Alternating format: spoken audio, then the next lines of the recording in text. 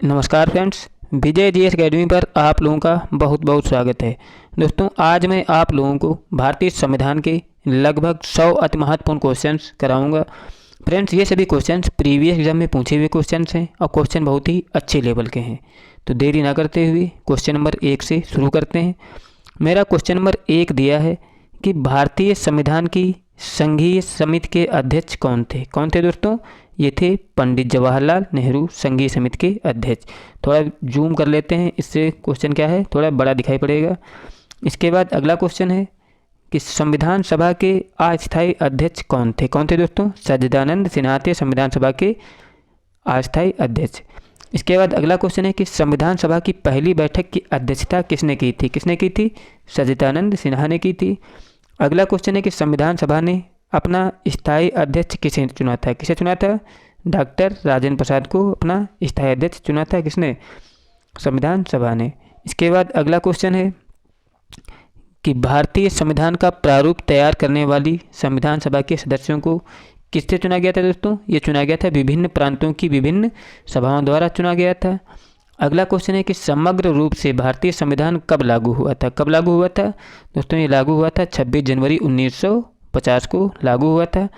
अगला क्वेश्चन है कि संविधान कब पूरा हुआ था? ये पूरा हुआ था 26 नवंबर 1949 को पूरा हुआ था। इसके बाद अगला क्वेश्चन है कि भारतीय संविधान मतलब भारतीय गणतंत्र, क्या है क्वेश्चन? भारतीय गणतंत्र की यथार्थ संवैधानिक स्थिति 26 जनवरी 1950 को संविधान लागू होने के समय क्या थी दोस्तों? संपूर्ण प्रभुत्व संपन्न लोकतंत्रात्मक गणराज्य, ये था उसका यथार्थ स्थिति। अगला क्वेश्चन है कि हमारे संवैधानिक इतिहास में 26 नवंबर 1949 का दिन महत्वपूर्ण है क्योंकि इस दिन क्या होता है? इस दिन संविधान क्या किया गया था? अंगीकार किया गया था, इसलिए 26 नवंबर 1949 महत्वपूर्ण दिन है। इसके बाद अगला क्वेश्चन है कि कौन सी ऐसी रियासत थी जिसके प्रतिनिधि संविधान सभा में सम्मिलित नहीं हुए थे? किसकी? जो हैदराबाद रियासत थी दोस्तों, इसके क्या थे? प्रतिनिधि संविधान सभा में शामिल नहीं हुए थे। इसके बाद अगला क्वेश्चन है कि संविधान सभा में ब्रिटिश प्रांतों के 296 प्रतिनिधियों का विभाजन किस आधार पर किया गया था? इसका ये किया गया था सांप्रदायिक आधार पर किया गया था। अगला क्वेश्चन है कि संविधान सभा के सदस्यों में अनुसूचित जनजातियों के सदस्यों की संख्या कितनी थी दोस्तों? 33 थी अनुसूचित जनजातियों के सदस्यों की संख्या। अगला क्वेश्चन है कि संविधान सभा में महिला सदस्यों की संख्या कितनी थी? 15 थी संविधान सभा में महिला सदस्यों की संख्या। इसके बाद अगला क्वेश्चन है कि देश विभाजन के बाद संविधान सभा का पुनर्गठन कब किया गया था? 4 नवंबर से 9 नवंबर तक संविधान सभा का पुनर्गठन किया गया था। इसके बाद अगला क्वेश्चन है कि संविधान निर्माण की प्रक्रिया में कुल कितना खर्च हुआ था? लगभग 64 लाख रुपए। अगर देखा जाए तो 63,96,729 रुपये खर्च हुए थे संविधान निर्माण में। अगला क्वेश्चन है कि सन 1935 के अधिनियम की महत्वपूर्ण विशेषता क्या थी दोस्तों? प्रांतीय स्वायत्तता थी 1935 के अधिनियम की महत्वपूर्ण विशेषता। इसके बाद अगला क्वेश्चन है कि भारतवर्ष के लिए एक संघीय ढांचे को सर्वप्रथम किसने प्रस्तुत किया था? ये प्रस्तुत किया था 1935 ईस्वी का भारत शासन अधिनियम ने प्रस्तुत किया था। अगला क्वेश्चन है कि भारत में संघीय शासन प्रणाली किस अधिनियम के अंतर्गत प्रारंभ हुई थी? किसके तहत प्रारंभ हुई थी? भारत सरकार अधिनियम 1935 के तहत संघीय शासन प्रणाली। अगला क्वेश्चन है कि भारतीय संविधान की रचना में सर्वाधिक गंभीर प्रभाव छोड़ा किसने छोड़ा था? भारत सरकार अधिनियम 1935 ने सबसे गंभीर प्रभाव छोड़ा था। इसके बाद अगला क्वेश्चन है कि भारत में ब्रिटेन के सभी संवैधानिक प्रयोगों में सबसे कम समय तक चला था? कौन सा चला था? वर्ष 1909 का इंडियन काउंसिल एक्ट जो है सबसे कम समय तक चला था। अगला क्वेश्चन है कि सन 1946 में निर्मित अंतरिम सरकार में कार्यपालक परिषद के उपसभापति थे? कौन थे दोस्तों? जवाहरलाल नेहरू थे अंतरिम कार्यपालक परिषद के उपसभापति। इसके बाद अगला क्वेश्चन है कंपनी के शासन संसदीय नियंत्रण सर्वप्रथम किस एक्ट द्वारा स्थापित किया गया? किसके तहत? 1773 के रेगुलेटिंग एक्ट के तहत क्या किया गया था? स्थापित किया गया था। इसके बाद अगला क्वेश्चन है कि बोर्ड ऑफ कंट्रोल की स्थापना किस एक्ट के द्वारा की गई थी? किस एक्ट के द्वारा की गई थी?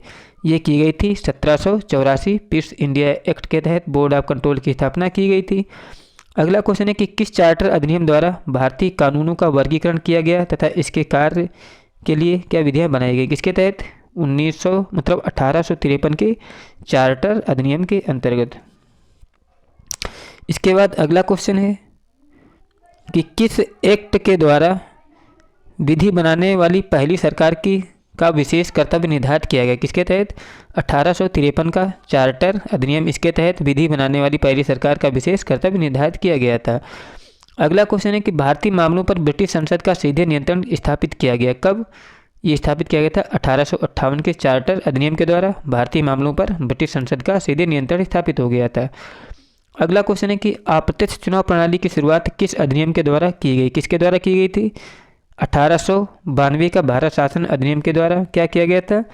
अप्रत्यक्ष चुनाव प्रणाली की शुरुआत की गई थी। इसके बाद अगला क्वेश्चन है कि किस अधिनियम द्वारा पहली बार मुस्लिम समुदाय के लिए प्रतिनिधित्व की व्यवस्था की गई थी, कब की गई थी दोस्तों? ये की गई थी 1909 के मार्ले मिंटो सुधार के द्वारा मुस्लिम समुदाय के लिए प्रतिनिधित्व की व्यवस्था की गई थी। अगला क्वेश्चन है कि प्रांतों में द्वैध शासन प्रणाली को लागू किया गया किस अधिनियम के द्वारा? प्रांतों में द्वैध शासन लागू किया गया था 1919 के मॉन्टेग्यू चेम्सफोर्ड सुधार के द्वारा लागू किया गया था। अगला क्वेश्चन है कि केंद्र में द्विसदनात्मक व्यवस्थापिका विधायिका की स्थापना किस अधिनियम के द्वारा की गई थी, किस अधिनियम के द्वारा की गई थी? 1909 के भारत शासन अधिनियम के द्वारा द्विसदनात्मक व्यवस्था की स्थापना की गई थी। इसके बाद अगला क्वेश्चन है कि भारत में पहली बार महालेखा परीक्षक की नियुक्ति किस अधिनियम द्वारा की गई, किस अधिनियम के द्वारा की गई थी? 1919 के भारत शासन अधिनियम के द्वारा महालेखा परीक्षक की नियुक्ति की गई थी। अगला क्वेश्चन है कि किस अधिनियम द्वारा भारत परिषद का अंत कर दिया गया था, किस अधिनियम के द्वारा? 1935 के अधिनियम द्वारा भारत शासन का भारत परिषद का अंत कर दिया गया था। इसके बाद अगला क्वेश्चन है कि किस अधिनियम द्वारा बर्मा को भारत से अलग कर 1937 में अलग देश बनाया गया था, कब? 1935 के भारत शासन अधिनियम के द्वारा बर्मा को अलग एक स्वतंत्र देश घोषित किया गया था। इसके बाद अगला क्वेश्चन है कि 1947 का भारतीय स्वतंत्रता अधिनियम कब प्रस्तुत किया गया, कब प्रस्तुत किया गया था? 4 जुलाई 1947 को स्वतंत्रता अधिनियम प्रस्तुत किया गया था। इसके बाद अगला क्वेश्चन है कि किस अधिनियम के अंतर्गत भारतीय विधान परिषद को बजट पर बहस करने की शक्ति प्राप्त हुई, किसके द्वारा? 1892 का जो भारत परिषद अधिनियम है, इसके द्वारा विधान परिषद में क्या है? बहस करने की शक्ति प्राप्त हुई थी। अगला क्वेश्चन है कि 1935 ईस्वी के अधिनियम द्वारा स्थापित संघ में अवशेष शक्तियाँ किसको दी गई थी, किसको दी गई थी? गवर्नर जनरल को दी गई थी अवशिष्ट शक्तियाँ। इसके बाद अगला क्वेश्चन है कि किस अधिनियम ने भारत में संघीय शासन की व्यवस्था की थी, किसके द्वारा? 1935 भारत शासन अधिनियम में भारत में संघीय शासन की व्यवस्था दी थी। अगला क्वेश्चन है कि भारत के संविधान में केंद्र और राज्यों के बीच किया गया शक्तियों का विभाजन किस योजना पर आधारित है, किस योजना पर आधारित है दोस्तों? ये आधारित है 1935 का भारत शासन अधिनियम। इसके बाद अगला क्वेश्चन है कि भारत के लिए संविधान का उल्लेख सर्वप्रथम किस योजना में किया गया था, किस योजना में किया गया था? ये दोस्तों ये किया गया था क्रिप्स मिशन योजना में किया गया था संविधान का उल्लेख सर्वप्रथम।